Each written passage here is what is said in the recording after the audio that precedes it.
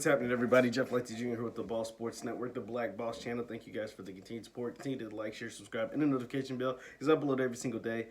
Now, we saw that this Michael Jordan, Isiah Thomas feud will not die. Like, let's just put it out there. It will never go away. It doesn't seem like ever. These men are in their, 50s or 60s? And this feud just will never die. And it is reignited because Isiah Thomas was on Club Shay Shay podcast, the Shannon Sharp podcast. And he was on there talking about Michael Jordan. Now, obviously, this what the whole podcast wasn't about Michael Jordan, but a nice little chunk of it, a nice enough chunk for us to talk about it. So let's review what was said. So Isiah Thomas went on there and basically said his rival during his playing career wasn't Michael Jordan. You know, his rival during his playing career was Larry Bird, was the Celtics, was Magic Johnson, Kareem, Dr. J, and the Philadelphia 76ers. Because when Isiah was coming up through the ranks and when Isiah was trying to win championships, his biggest obstacles was not Michael Jordan. That he actually, in fact, dominated Michael Jordan during his playing career. And the numbers kind of go with Isiah. I mean, during his playing career, he played Michael Jordan 30 times, and he's 20-10 against Jordan, including 3 playoff wins.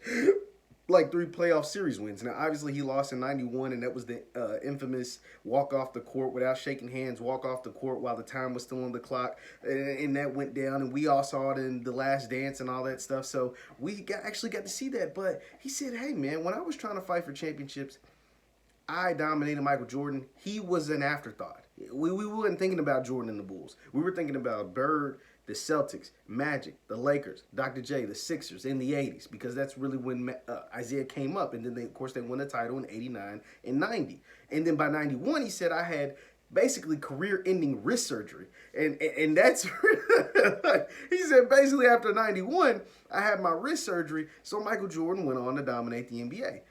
That is hilarious because he has the facts to back it up, right?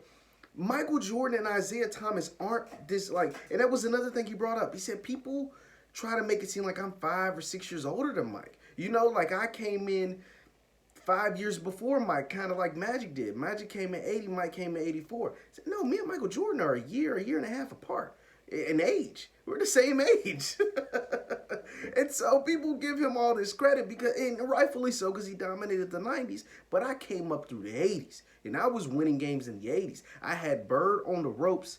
Oh, I had Bird on the ropes in 87. I had Magic on the ropes in 88. And obviously we won it in 89 and 90.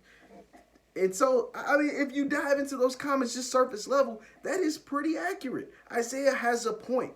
Like, Michael Jordan wasn't his rival during essentially the peak of his career. It wasn't his rival. So let's fast forward to something else he said during the Club Shay Shay podcast, because that was, you know, funny in itself. The other thing that he said was he didn't know Michael Jordan felt the way he felt about Isiah and the Bad Boy Pistons until he watched The Last Dance, which aired in April of 2020. Now, come on, Zeke. I was with you on the last one. I had to agree with you. This not adding up. This is not adding up. You knocked Michael. Like, think about this timeline. April of 2020. That was Zeke and the Pistons walked off the court and Michael Jordan in 91. So we're talking about from 91, because that's essentially when, I mean, it was probably before then, but let's just, the latest date possible was the day they walked off the court in 91. So from 91 to 2020, you had no idea how Michael Jordan felt about you. After missing the Dream Team, you had no idea about Michael Jordan felt about you. After, you know, books, there's been books written, Jordan Rules. There's been all kinds of documentaries and all kinds of stuff, whether it was 30 for 30, ESPN, Sam Smith in his book, The Last Dance, like everything. It took 30 years for you to realize how Michael Jordan felt about you. And y'all been in the game of basketball. It's not like y'all ever left. Isiah became a head coach and then the president of the Knicks and all kinds of stuff. And then Michael Jordan, you know, went over to run the Wizards and became the owner of the Charlotte Bobcats, which became the Charlotte Hornets. And you never knew how Mike felt about you. Y'all running the same circles. Y'all played during the same era, during the 80s and 90s. Well, Mike dominated the 90s, but during, you know, the big chunk of the 80s. Come on, Zeke, man. I'm not believing that. I'm not believing that, not one bit at all. But it's funny that he said that. Like, it's hilarious that he says that because both men have a reason to be upset.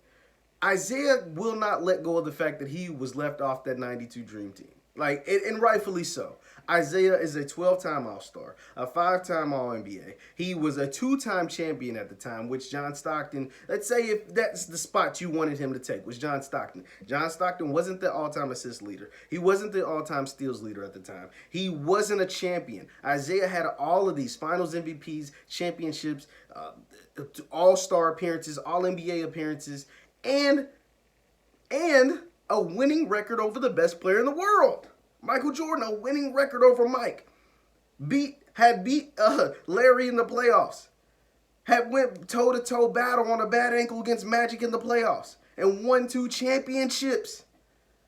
So he rightfully so. And then Michael Jordan, because he took everything personal, as we learned in the Last Dance documentary, had the reason to feel the way he felt about the Detroit Pistons and the way they played, their playing style, because admittedly they weren't as talented, so they had to get a little physical, rough and tough with Mike and everybody in the league.